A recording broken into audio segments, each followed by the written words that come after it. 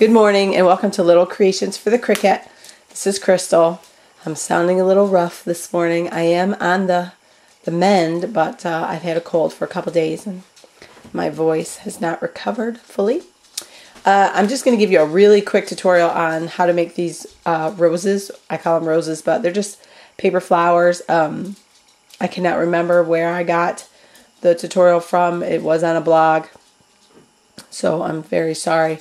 But I just figured I'd show you really quick. What I've done is with my Plantain Schoolbook cartridge, I simply cut out, I'm going to show you really quick. I simply cut out the flower on the keyboard, cut it at 2.5 inches, and I cut 3 of them. After I cut them out, I inked them all around the edges with some brown color box ink here, a dark brown. Actually, I used I think it's called a creamy brown. I don't know, I can't remember, but it's not the super dark one. It's like a medium. It's the third one in the row here. So then, after I inked the edges, I took the Glimmer Mist in Riptide, and I simply sprayed. Now I like the Glimmer Mist, but it's been hard for me because of the blotches. My 2 came out really well, but my 1 does have blotches. I think I'm going to make that my bottom flower. But, you know, I've learned a trick that you don't shake it up and down. You just kind of shake it side to side so that the glimmer on the bottom can mix up. But do not shake it up and down because that will cause clogging and it will cause more of the spots. So I'm pretty happy with the results today. So now I'm going to cut out 1 petal from a flower, 2 petals from another flower, and then slit the last flower.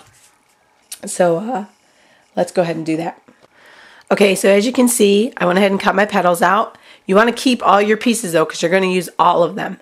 So here in this petal, I just cut out 1 piece, or in this flower, I cut out one petal. In this flower, I cut out 2 petals, and then in this flower, all I simply did was cut a slit from the outside edge to the middle. Now, in Plantain Schoolbook, the flower is kind of cool because it actually has a small little dot in the middle, so you know exactly where to cut to. So now we're going to start assembling.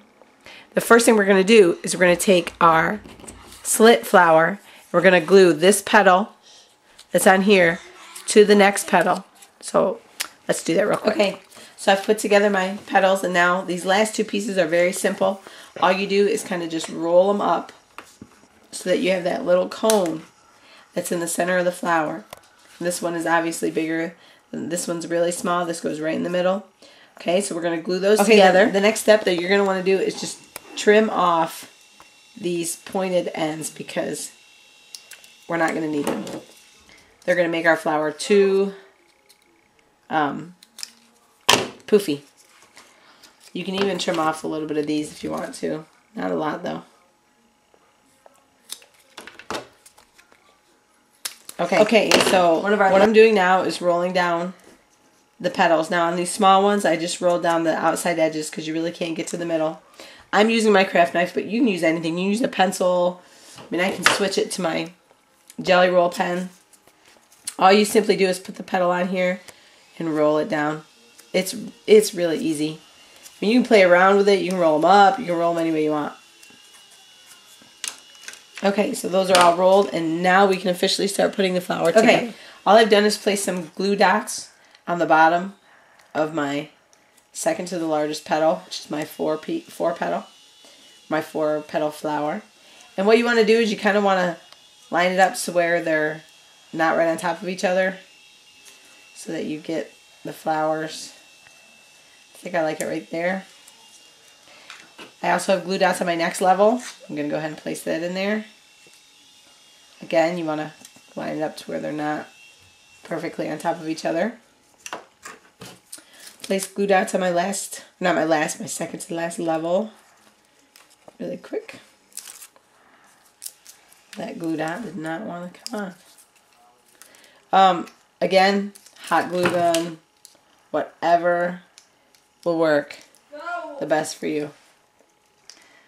Sometimes, like right now, having to redo my petals here.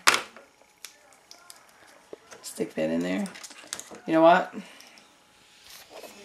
Okay. My 7-year-old was filming earlier and he had to go, so now I'm going to try to continue filming this on my own.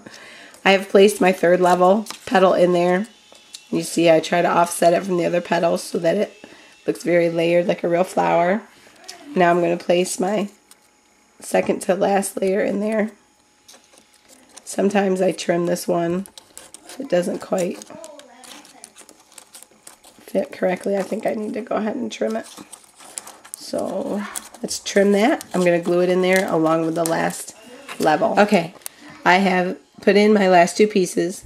That center piece, depending on how much you've cut your flower and so forth, you may just work with it because you may snip off quite a bit. I actually snipped off, I'll show you, a good little chunk of that last piece on the bottom so that it would fit nicely down in here. But I mean, as you can see, these are beautiful, easy to make. They don't take long. Excuse me. I started off with just, you can see on the back here, just plain flowers from my Plantain School book. And now I have this beautiful rose, and I'm going to quickly make the stems and show you how I did those. Okay, so there you go. There's the finished product. Thanks for listening. Thanks for being a part of Little Creations for the Cricut. I love doing what I'm doing, and please share with me if this tutorial was helpful for you and your creations with it. I would love to see them. So thanks, and have a blessed day.